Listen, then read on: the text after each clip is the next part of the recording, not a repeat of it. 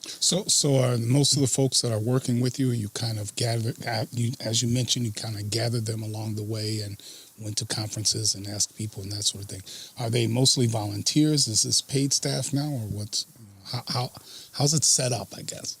So we've the vast majority of people who actually answer the questions are volunteers.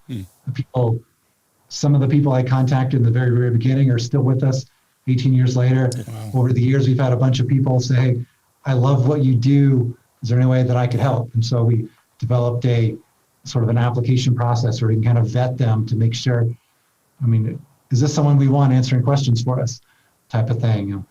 Like you said, conferences, people I've met over the years who, pastors, seminary professors, theologians, at-home apologists, anyone and everyone.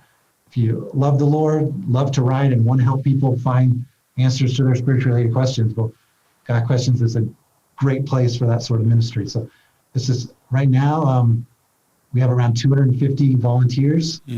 Let's answer all the questions we receive, and we now have 10 employees, 7 full-time, 3 part-time.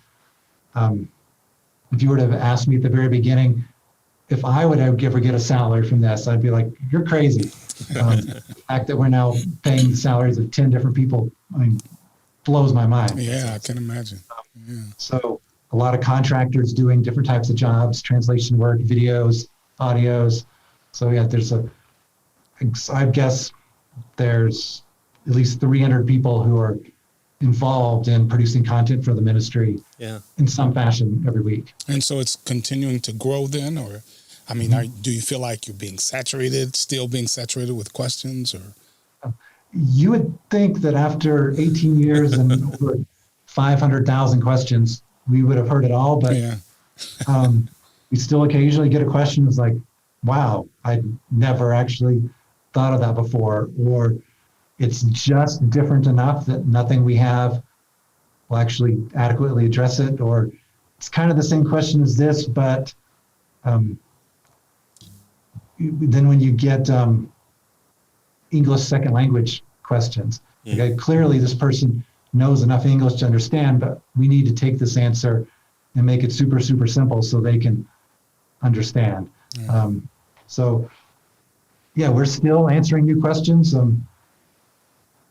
Like I said, you would think we've received everyone, but we get questions you never would have imagined, and we get questions that you never wished you had to imagine.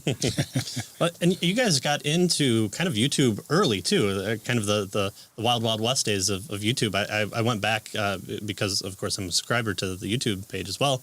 And the videos are really well polished. I want to see how you guys started out. But you were there, like, kind of right at the big push for YouTube to come into kind of common parlance. No, thank you for saying that. We probably wish we'd even started a little earlier. We didn't realize how big searching for answers on YouTube was going to be. And once YouTube became the second most popular search engine in the world after Google, that's when we realized, wait a second, we need to find a way to reach people who are searching there instead of on Google or Bing or Yahoo. So we really ramped it up just 3 or 4 years ago. We had some videos before that, but a small amount, because we want to do something high quality. We don't want the videos to be cheesy or for someone to watch and not watch to the end of the video just because of the quality of it. So as I'm sure you guys understand, high quality video requires a pretty big budget. So finally finding some individuals who could do videos of a good quality for an affordable price was kind of the thing holding us back for a while. But now we've got 3 guys who are doing what I think are great videos. Absolutely. In 3 different kind of formats. And our YouTube channel is growing like by leaps and bounds right now. That's great.